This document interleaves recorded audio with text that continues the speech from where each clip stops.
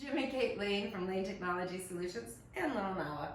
This week's topic is password versus passphrase.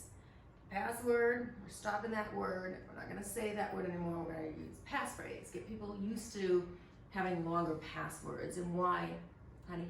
Well, the more complex your password to get into your computer or various programs, the longer it is, the more complicated it is for people to steal. So I like to use almost a sentence or a phrase and throw in a number and a capitalized letter somewhere and all that, and it just becomes harder to becomes harder for people to hack.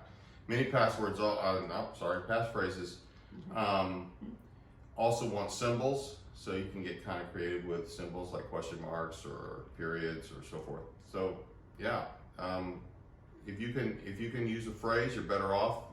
One example is, I love blue Mustangs, for instance, with an exclamation point. It doesn't have to be difficult, but just easy for you to remember. That's the important thing. Right, and that's where it gets, a phrase is easier to remember because you can add that phrase to whatever program you're on, Facebook, Instagram, or, work things.